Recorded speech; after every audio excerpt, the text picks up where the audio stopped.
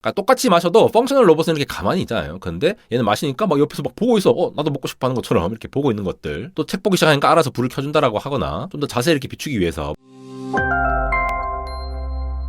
네, 여러분 반갑습니다. 에러입니다. 애플은 로봇도 감성으로 접근을 하고 있는 것이 포착되어서 정리를 해드릴까 하는데요. 픽사라고 하는 이 영화 제작 스튜디오 아시죠? 애니메이션. 거기 맨날 시작하면은 픽사 할 때 저 전등 모양의 로봇이 띠용띠용띠용 해갖고 나오는 그 캐릭터가 있지 않습니까? 휴머노이드가 아니다 하더라도 뭔가 인간과 상호작용할 수 있는 로봇을 등장을 시킨 건데 이쪽으로 해서 애플이 그냥 대충 연구하는 게 아니라 진짜로 사용자용 가전을 만들기 위해서 접근을 하는 것으로 보이는데요. 지금 애플 홈 관련된 소식이 계속 나오고 있죠. 애플 홈을 집에 배치하면은 애플 디바이스로 쫙 연결해가지고 모든 거를 뭔가 자동화해주고 AI를 적용할 수 있는 이런 얘기들이 나오는데 그냥 그 기능만 추구를 하는 것이 아니라 실제로 뭔가 인터랙션에 대해서 좀 자세히 얘기를 하고 있는 것 같아서 좀 살펴보도록 하겠습니다. 사실 이 공개된 영상만 봐도 좀 재밌는 부분들이 많습니다. 저렇게 뭔가 인터랙션 저렇게 오라 하고 하면은 가까이 오죠. 가까이 오고 멀리 가라면 멀리 가고 시리야 뭐 해줘 아니면은 챗GPT 뭐 해줘 이렇게 말로 할 필요도 없이 저런 동작으로 야 절로 가 일로 와 불 켜줘 뭐 이런 식으로 제스처를 통해서 하는 것들은 스마트폰 때부터 뭔가 제스처 동작에서 계속 액션을 취하게 왔는데 저런 물리적인 동작을 행하는 로봇 같은 경우에는 기계음으로 저렇게 말을 하지 않는다 하더라도 뭔가 감성을 표현할 수 있고 사람들의 그 부족한 부분을 채워줄 수 있는 그런 로봇가 될 수 있을 것 같아서 기존에 있는 로봇들과는 좀 차별화되는 전략을 가지고 있죠. 확실히 저걸 촬영하려고 하는데 절로 가라 절로 가서 좀 사진 찍게 조명을 한번 비춰봐 라고 하는 거를 동작으로 야 절로 가 절로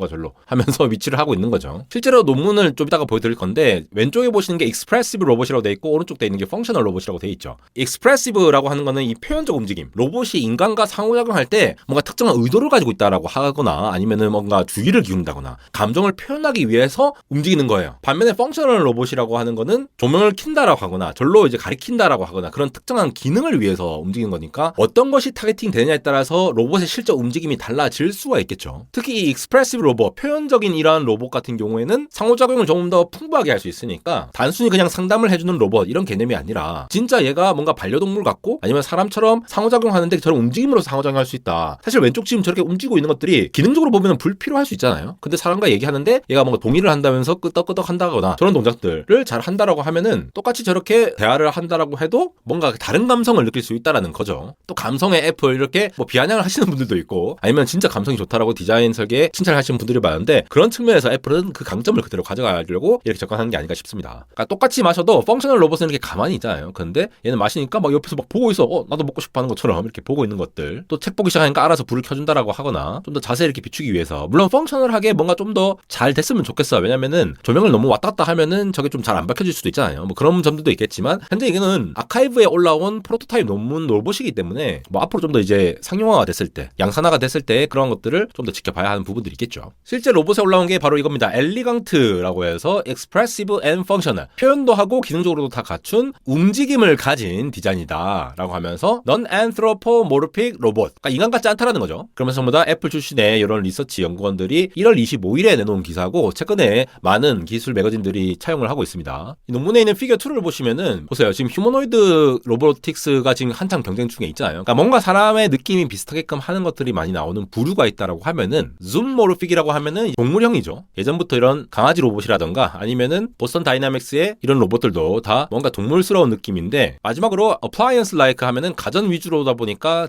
가장 대표적인 것들이 이런 로봇 청소기라든가 이런 것들이 있겠죠. 근데 이 줌모르픽과 appliance like의 그 사이 감정도 표현하면서 약간 이런 느낌으로 가는 게 이 위치다라고 하면서 접근을 하는 것으로 보이죠. 포지셔닝을. 이게 로봇의 형태에 따라서 어떤 상호작용을 해야 될 것인가 또 디자인은 어떻게 만들 것이고 특정한 기능을 할 때 어떤 것을 맞춰서 해야 될 것이냐 이런 것들이 다 달라지기 때문에 이러한 부분들을 좀 고려를 해서 얘기를 한 것이 아닐까 싶습니다. 이게 디자인 측면뿐만이 아니라 여러 가지를 상당히 많이 고민을 했다라는 게 느껴지는 게 피겨 3 같은 거 보시면은 이 특정 형태들 어떤 모양을 할까에 대한 고민들도 많고 얘네들이 천장에 붙어 있느냐 바닥에 붙어 있느냐 아니면 테이블 위에 붙어 있느냐에 따라서 어떤 움직임을 어떤 사이즈로 어떤 배치를 해야 될 것이냐 이런 것들을 다 고민을 해서 최종 상품에는 어떤 것들이 나올 건지 아니면 여러 라인업으로 나올지 이런 것들이 결정이 되겠죠. 당장에 천장에만 붙어 있으면은 얘네들이 뭔가 상호작용하기는 쉽지 않을 거잖아요. 그래서 조인트를 어떻게 할 것인가 또 바닥에 있는 것들 경우에는 이렇게 좀 이제 굽이져가지고 뭔가 움직임을 더 크게 한다라거나 액추에이터를 좀 다르게 배치를 할 수도 있겠죠. 그래서 자유도 6개짜리 조인트가 6개죠. 이게 몇 개 안 되는 것 같아도 특정한 모션을 보여주려고 하다 보니까 굉장히 많은 움직임을 보이는데, 예전 같은 경우는 이게 이제 리버스 키네마틱스 이렇게 전부 다 각각의 매트릭스 계산해가지고 끝에 있는 매니퓰레이터 부분이 어떻게 움직인다라고 계산을 했을 때 굉장히 복잡하게 움직일 수 있는 부분들이 많았거든요. 그 연산 자체가 굉장히 복잡한데, 지금은 AI 기반으로 얘들을 컨트롤을 뭐 얘들 강학습을 이용해서 트래킹을 한다라거나 이렇게 해서 굉장히 자연스럽게 빠르게 움직일 수 있다라는 것들을 보여줄 수가 있겠죠. 그래서 제스처를 취한다던가 말을 한다라거나 아까 보여드렸다시피 디스플레이 한다던가 만지면 또 반응을 한다라던가 이런 것들을 통해 가지고 인터랙션 모달리티를 지원을 한다. 상당히 재밌는 부분이죠. 그래서 끄덕끄덕하고 꼬리를 흔들거나, 여기 꼬리 부분이라고 돼 있죠. 상당히 재밌는 부분들이 많습니다. 어떻게 하면 그 감성을 전달할 것인가에 대해서 상당히 많은 고민들을 했던 것으로 보이고요. 가까이 갈 때, 멀리 갈 때, 움직일 때는 어떻게 할 것이며 이런 것들에 대해서 각각의 어떤 동작 정의들을 한 다음에 얘네들을 이제 컨비네이션을 잘 해가지고 어떤 감성과 기능을 모두 다 할 수 있도록 지원을 하는 것이 아닐까 싶고요. 그래서 사실 이 기능들의 매트릭스를 보면은, 자, 오른쪽으로 갈수록 뭔가 사회적이고 인터랙션을 위한 움직임이라고 보시면 되고, 반대 이쪽으로 갈수록 어떤 특정한 기능을 수행하기를 원하는 형태인 거죠. 세로축으로 봤을 때는 이쪽 아래쪽으로 가면 갈수록 뭔가 반응에 대한 필요성이 필요한 것이 되겠고, 올라가면은 자기가 주도적으로 뭔가를 액션을 취한다. 이렇게 해서 여러 가지 기능들을 나눌 수 있고, 각각의 기능들이 이렇게 매트릭스로 정의되면은 각각을 어떻게 동작을 시킬 것이냐에 대한 추가적인 움직임도 정의를 할 수 있을 겁니다. 엔지니어링적으로. 여기 재밌는 것이 이제 P-밸류를 평가를 한 부분이 보이는데, 그러니까 표현 주도형과 기능 주도형 각각에 대해서 특정한 움직임 같은 것들이 어떤 유의미한 통계적인 차이가 있는지를 본 거거든요. 여러분, 이 P-밸류라고 하는 거는 이 실험을 결과를 딱 했을 때 우리가 아마 이 실험을 했을 때 이럴 거야 이런 가정을 할 거잖아요. 그 가정이 뭔가 연관성이 있네, 결과가 유의미하네 라고 판단할 수 있는 기준이 됩니다. 쉽게 말해서 이 P-밸류 숫자라는 것 자체가 실험이나 조사를 했을 때의 이 결과가 우연일 확률을 얘기하는 거거든요. 예를 들어 P-밸류를 봤는데 0.01이다 1%다 하면은 지금 이러한 일이 우연히 발생했을 확률이 1%다. 반대로 말하면은 99%로 뭔가 연관성이 있을 수 있다라는 거죠. 이게 보통 우리가 신약 개발 같은 거 가면은 P-밸류 같은 거 많이 보는 게, 자, 이 약이 효과가 없다라고 보고 막 실험을 한 거예요. 뭐 임상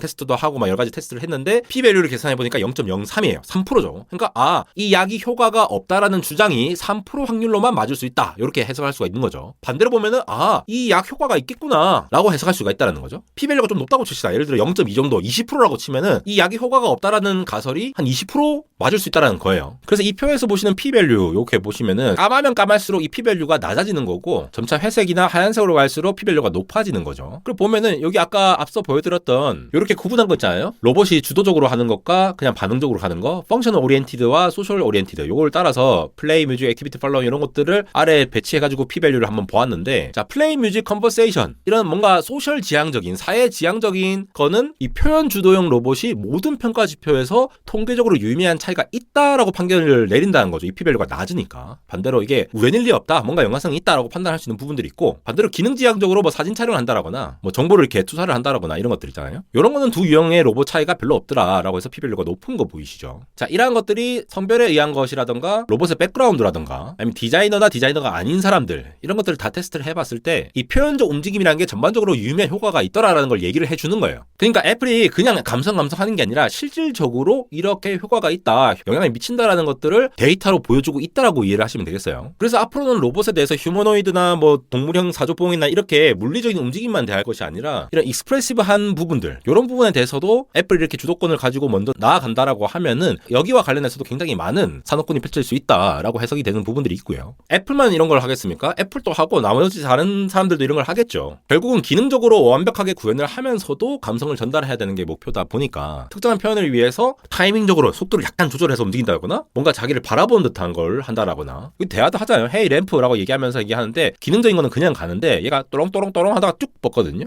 이런 동작들 불필요하다고 느낄 수도 있겠죠. 근데 미래는 이런 감성적인 것들이 영향을 미친다는 거를 또 그래프로 보여준 것만큼 앞으로 수많은 사람들이 이런 거에 대해서 가치를 좀 더 매길 수 있지 않을까, 이렇게 판단되는 부분들이 있습니다. 기존과 다른 애플의 접근이기 때문에 앞으로 또 어떻게 할지 이런 것들 업데이트 되는 대로 좀 전달드리도록 하겠습니다. 안될공학 해외 채널 이렇게 개설해서 영어가 편하신 분들 AI 기반으로 자연스럽게 더빙해서 전달드리고 있으니까 많은 관심 부탁드리고 소개 또 부탁드리고요. 인스타그램에서도 언리얼텍.에러 많이 팔로우 해주고 계십니다. 유튜브에서 올리지 않는 다양한 짧은 영상들 있죠. 이런 것들이라고 하던가 재밌는 실험 내용들, 짧게 확인해 보실 수 있는 뉴스 소식들, 이런 것들 보시면서 많은 정보 얻어가시기 바랍니다. 지금까지 에러였습니다.